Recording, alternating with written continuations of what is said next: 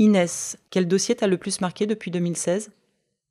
Donc dans le travail avec le SGEN, ce qu'on a porté ensemble, c'est tout ce qui est l'accompagnement des équipes pour la gestion et la fidélisation des contacts. Le SGEN a été la première organisation à mettre en place un outil CRM qui a permis ensuite à la Confédération de le diffuser à d'autres organisations. Et puis il y a tout le travail sur l'adhésion découverte.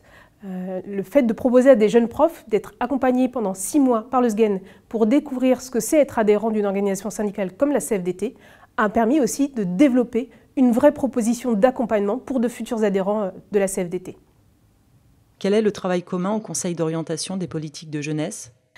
Au Conseil d'orientation des politiques jeunesse, la CFDT et le SGEN travaillent avec des organisations de jeunesse, des acteurs de la vie associative et des associations qui sont en charge de l'éducation populaire. C'est aussi à ce titre-là qu'on est présent dans cette institution et qu'on travaille pour porter notre regard d'acteurs de terrain, pour montrer aussi la manière dont on estime qu'il faut mieux accompagner les jeunes vers l'insertion, vers la formation et aussi les aider à être acteurs demain des politiques jeunesse qui les concernent en France et en Europe. Quel est notre lien avec les organisations de jeunesse et étudiantes ?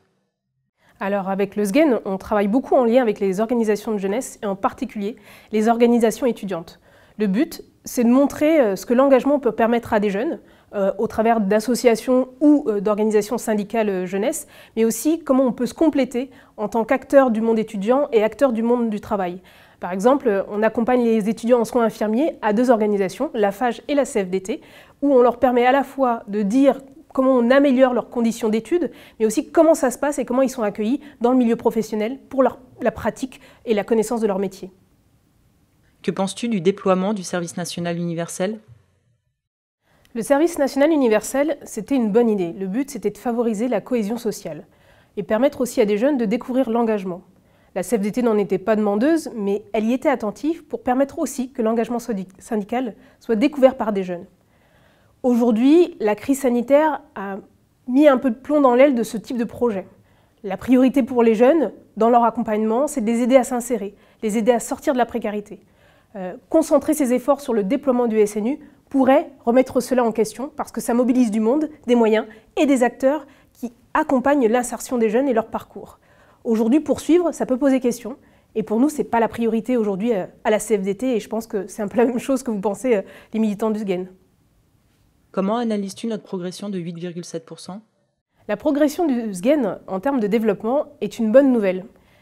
Elle a fait évoluer ses pratiques syndicales en ce qui concerne la syndicalisation. L'accompagnement par les pairs, c'est devenu un peu le leitmotiv des pratiques de syndicalisation et l'accompagnement des équipes. Et on voit qu'aujourd'hui, ça paye.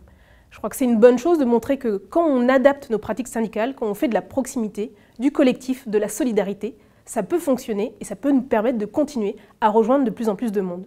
Donc pour ça, je crois que le SGEN, c'est un bon exemple qui pourrait donner des idées à d'autres organisations de la CFDT. En tout cas, un vrai plaisir d'avoir pu travailler avec vous tout au long de ces années et je vous souhaite un très bon congrès.